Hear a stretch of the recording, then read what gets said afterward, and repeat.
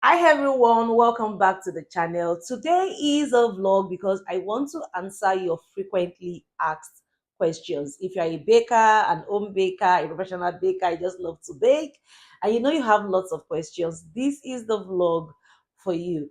And you know I don't just post cake recipes or baking recipes in general, I also post drinks. So I'm going to be answering some questions on about the Zobo drink on the channel, the Kuno, like questions multiple persons have asked. So I decided to screen on some and I have them on this phone and I'm going to be answering all of your questions. I'm Oluwabukola Ajayi and thank you for coming back to the channel. Welcome back to the channel. Please, if you've not subscribed to the channel, kindly do that. It just makes me feel good. And subscribe, click the thumbs up button, drop a comment, and share the link of this video with your friends and family. I don't only create content, I'm also an influencer. So if you want to work with me, my DM is slippery on Instagram at Ninja Bakers or at Ninja Bakers TV. And you can also send me a WhatsApp message to the number showing right now on your screen if you want me to influence your products, your upcoming events, and what's not. Okay, so let's dive right into it. The very first question here I'm going to be answering is from UCOTech College. And this question was on the Zobo drink. And the question goes thus. Very, very informative. Thank you. Please, do you advise the use of beetroot? Beetroot is quite red. And I believe it's going to definitely enhance the color of the Zobo drink. But I don't know if it is going to do anything to it in terms of taste. Because beetroot is quite tasteless. It has this herbal taste and feel to it. But if you're someone who loves beetroot and you don't mind the taste of beetroot, you can definitely add that to your Zobo drink. I will advise you just do a little quantity in case you don't like it, so you don't waste your Zobo. And the next question is from Bianca Ike Ayimbe, and I tried making this yesterday, which is the Kuno Aya. That's a tiger nut drink. I noticed some white particles at the bottom. What's the cost? That is very, very, very, very okay. That happens to everyone. Even when you use the cheesecloth or the Kuno fabric, if you want to call it Kuno fabric, I call it the cheesecloth. Sometimes you will definitely still get particles at the bottom of the bowl. It's just normal because just like sieving pap, what we call ogi in Nigeria. It's just like sieving pap. It's only normal for you to have, particles at the bottom of the bowl. Okay, so this person is asking this question under the stable whipping cream. And the person asked, Ma'am, can we add colors to this for piping? Absolutely. You can always add color to your whipping cream. So when you get the recipe on the channel, definitely why not go right ahead and add color to your whipping cream. But I would advise you use gel color because that way is more stable. And this question was from Deli's Cakes. And then Annie Magaya is asking under the everything you need to know about fruitcake video. Besides brandy, rum, and whiskey, can I use any other alcohol in soaking fruits? I don't think so. I think this three just does it.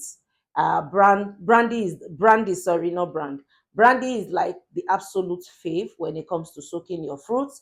I choose to use rum and whiskey sometimes because I also just like the taste it gives, the tang it gives to the fruits and all. So I would just advise you stick to these three. But on your own, you can always experiment. See, guys, baking should be fun. Baking is a form of cooking and is an art on its own.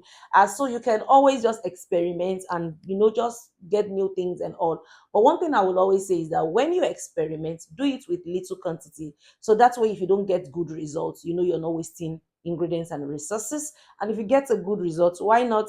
That's a new one, so you can always share that with us. Okay, this question is from Vic Turi under the light food cake video. Thank you very much, ma, for this recipe. However, I do not have a digital scale but an analog one, so it's difficult to get some of the measurements. Please, is there any way you can help out? Thanks in advance. I get this question a lot. A digital scale and analog scale kind of like does the same thing. Yes, it does the same thing. It's just about you reading the numbers. It's just like someone saying, oh, I have an analog wall clock. I don't have a digital clock. And because of that, I can't get the time right. That is what that sounds like. So if you have an analog scale, you should be able to use your grams, your kilograms with the analog scale, same way you will use it with a digital scale. So for me, I think that is no excuse, except you don't know how to use a skill. And if you don't know how to use a skill, I advise you go to all those women who sell frozen food, people who sell turkey and fish and all, and just beg them to teach you how to read the skill, because they do a good job. They'll sell half kilo to you, they'll sell you 1 kilo and all. So tell them to show you the lines and everything. That just teaches you the grams. So that way you understand the grams and the kilograms. So when you hear kg, kg simply stands for kilogram. No, Rachel Kofi. Yeah, that's a Ghanaian name.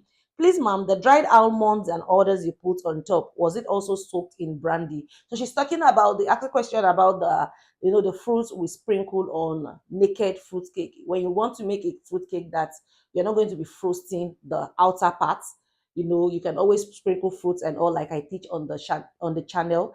And this person is asking if I also soak those fruits. Yeah, it's kind of like tricky. Why it's tricky is this: I could decide to use the soaked one. I can also decide to use non-soaked ones. But remember, when you use non-preserved in alcohol fruits in your cake, the cake will go bad quickly and faster. So if you know it's a cake that the person will consume almost immediately, let's say in 2 days and 3 days, or they will definitely keep in their chest freezer, you can use non-soaked ones to garnish the top of the fruit cake. But if it's a cake you know the person will want to keep for a long period of time, an extended period of time, definitely I advise you use pre-soaked fruits. This question is under the how to make moist, fluffy vanilla cake using margarine. And this question is from Suto Henry 4607. This looks yummy. I'd like to try it out. What sizes are your pans? For the pans I use in creating recipes on YouTube, I used mostly a 7-inch pan. Mostly, majorly, like almost all the recipes, almost all, I don't want to say all, but almost all the recipes on the channel, I use a 7 inches pan. Yeah. Under the video of how to make bomboloni donuts, if using stand mixer, this question is from Fawekun Okikiola 248. If using stand mixer, how many minutes can one need, ma? Okay, so if you're using a stand mixer to knead your bomboloni donuts, I advise you knead for like 10 to 15 minutes, and that's about it. Don't go beyond 15 minutes because you don't want the dough to start rising in the mixer. But that also depends on the quality of your mixer. So if you're using like a standard stand mixer, like an industrial stand mixer, even on like 10 minutes, 12 minutes, I believe you're good. But if you're using like a kitchen dough mixer, you should be able to extend that to like 15 minutes. But for me, once it exceeds that in the stand mixer, the dough will begin to rise in the mixer. And by the time you bake that donut, fry the donuts, sorry, or even bake, yes, we bake donuts, or even bake the donuts, it definitely will not come out the way you want it to because the dough will overproof. And we don't want that with our dough. Okay, under the how to make rich fruit cake video, this person asked a question that is totally different from the video anyway. Oyo week Ego Helen. Oh, sorry. I know I just that name, I don't pronounce that name right. 1994. And she asked the question, please, ma, what are the roles of bread improver, baking powder, baking soda, and yeast in baking? Oh, fantastic question. From the name bread improver, you should know that it just improves the texture of the bread. When you see a recipe that calls for baking powder, yeast, and baking soda, it means that they want to alter the texture of flour. They need something to lift the flour, hence why they are called rising agents. Rising agents are very, very important. So when you see, if you want to just test this, take flour, just flour, add sugar, add egg. Don't put any baking soda or baking powder. Fry that or bake that, and you see that the texture of that thing is going to come out very, very, very raw, dense, very solid. It's going to come out rock solid, dense, because there's nothing to help lift. So rising agents, what it does is that when you get a tire that has deflated, that has no air in it, it's quite heavy, right? It's not bouncing, it's just stiff. Then when you take the tire and you begin to pump air into it and you begin to inflate it, by the time you're done, what happens to that tire? The tire becomes bouncy. It becomes bouncy. It still has weight, but almost as still light. It's light and still weighty at the same time. That is the same thing that happens when you add a rising agent into whatever it is you want to bake or you want to fry. So rising agents an integral part of your recipes. Don't joke with it. Under the Swain's meringue buttercream using margarine, SMBC using margarine, Nengi Bricks 654 is asking, can I use a hand mixer for this recipe? Yes, why not? An hand mixer does the same job as a stand mixer. So if you see a recipe that uses a stand mixer, you can always bring out your hand mixer to whip.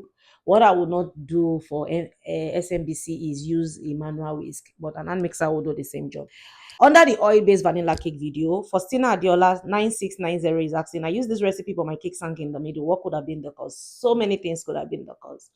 Factor number one will be that you did not incorporate your batter properly. I see some persons pour batter into baking pans that still has liquid showing and obvious that the batter is not fully incorporated.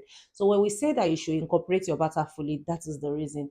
Reason number two is when you overfill your baking pan. So when you overfill your baking pan, especially for moist, soft cakes, very, very soft cakes, when it begins to rise in the baking pan and there's nothing to hold its structure, it collapses and sinks back in the middle. The third thing that can happen also is that you don't preheat your oven properly. So if you know you don't understand how to get the temperature of your oven, please buy a thermometer, place that on the door of your oven, and use that to regulate and get the exact temperature that thing you want to bake should bake at in your oven. And lastly, please, especially for beginners, when you begin to perceive the aroma of whatever it is you're baking, please, it does not mean that thing has fully baked. It means it's just beginning to form structure. That is not the right time to open the door of your oven. Don't open your oven door, please. Leave it to bake. So when you open the oven door too quickly, what you do is that all the air that all the heat, sorry, that has been trapped in the oven now has escaped. You put the thing back, you close the oven door, then now the oven begins to preheat with that thing. And that thing was already baking and rising, forming structure. What will happen? It will sink back in the middle. So you don't want to do that. So those are the things you do wrong that makes your cakes to sink in the middle. Okay, then another question I got from the red velvet cake recipe video, oil-based recipe, because we have other recipes for red velvet on the channel. Tasteful underscore events one asks what type of milk was used. For me, I use full cream milk. If it's not full cream milk, I don't use. It's baking for a reason. It's cake for a reason. I want it to be rich. I want it to be nice. I want it to be milky. That is what I use. But if you have powdered full cream milk, you can always do like a cup of water to half cup of powdered full cream milk, and that way you mix it together to get your liquid milk in powdered form. But please, full cream milk. I don't use filled. I don't use low fat. I don't use skimmed milk. Is baking for a reason. I want it to be rich. But this question is under the how to make stable whipping cream using powder whipping cream. We have two videos for whipping cream on the channel, by the way. We have the liquid whipping cream and we have the powdered one. And it's an Arabic name, so definitely I can't pronounce that. I'm sorry. So when did you put the gelatin? You can always put your bloomed gelatin at the beginning. So you can, when you pour the whipping cream into the mixing bowl, you can add the bloomed gelatin. You can also do it towards the end. But if you do it towards the end, ensure you are a pro that you don't beat the whipping cream, you fold it into the whipping cream. That way you don't deflate the structure it is you've achieved by whipping the whipping cream. How to make moist, fluffy vanilla cake using margarine? A video that's under this question is under this video. And Vanita Rivers 984 asks, "Hi, what temperature for oven and how many eggs did you use?" For the eggs, please go back and watch the video. If you don't see the recipe in the video, it should be in the description box down below. And for oven temperature, whenever you want to bake and you don't know the temperature for that recipe, just use 325. 325, you're always good. Most cakes bake at 350. So 325 will put you in between that, which is perfect. But for cheesecake, if you're using a water bath, you can always do 270, 280. And if you're not using a water bath, you can always do 220 for cheesecake. So, but most cakes usually bake at 350. Mine Temi 3922. Thanks for the recipe. Can it be used for wedding cake? I want to also make sponge cake and I combine the two. Please, you can't do that. You can't use soft, moist cakes for tiered cake. 1 tier, 2 tiers, 3 tiers, 4 tiers. You can't do that. And definitely you can use sponge cake. Hello, what are you thinking? You definitely cannot do that. So when you want to stack tiered cakes, which layman will call steps, 1 step, 2 step, 3 step, 4 step, please use dense, moist cakes. Hence why pound cakes will always be everyone's favorite. Vanilla cake will always be everyone's favorite. Fruit cake, yes. And when you want to do chocolate cake, let it be butter or margarine based. Red velvet, let it also be butter or margarine based. That way you can stack it, for tiered cakes, and your mind is at rest that the cake will not collapse. And definitely not sponge cake. What are you thinking? Yes, Shadron Fike asks what kind of coloring is best, gel or what? For me personally, I use gel food colors because they give me the best results, and I always invest in good quality, good products. I don't joke with the brand when it comes to my gel food colors. But in recent years, I've started using red velvet powdered for my red velvet cake. but I don't use powdered food colors in general because they tend to be very, very bitter. So I don't want that in whatever it is I am trying to make. Hi, Mama. Please, what type of yogurt will you recommend? I always use sweetened full fat yogurt. I don't use low fat yogurt. I don't use unsweetened. I'm baking for God's sake. I want it to be yummy. Like guys, I can't just stop saying that. It's baking. It needs to be good. It needs to be rich. It needs to be fat. So I use the rich yogurt. Yes, the good one, the sweetened one. That is what I used to bake. And this gives me to, if you have a recipe that calls for buttermilk, if you have yogurt, you can always substitute yogurt for buttermilk. It gives the same result because they are both kind of like it gives the same results. At Sue_new life 2023 is asking, why don't you boil the Kuno instead of using hot water? This is under the Kuno video. Please, we don't boil the Kuno because we don't want to change the texture and the color of the Kuno. And let me quickly explain that. So when you boil the Kuno on fire, instead of pouring hot water over it, what you are going to achieve is pap. Kunu, the difference between kunu and pap, the line is very, very blurry. When you cook the kunu on fire, on direct heat, what happens is that you change the color. It gives you a darker color instead of the milky color. And when you cook the kunu on fire, also it changes the consistency and the texture of the kunu. It gives you a sticky, slimy kind of pack consistency and thick that you don't want with kunu. So it's better you do it the way it was in the video and you achieve better results. Adeoye Grace 5699. Please, is vinegar a must? And if I don't have it, is there an alternative I can use instead? Yes, absolutely. You can use lime or lemon as an alternative for vinegar. What's important is that we have acid in it that can activate the baking soda. Thank you guys for watching. I have so many questions, but I can't answer everything in one video. You know that, right? In the nearest future, I will upload another vlog to answer some of your frequently asked questions. Thank you for watching this video, and I will catch you in the next video. Bye.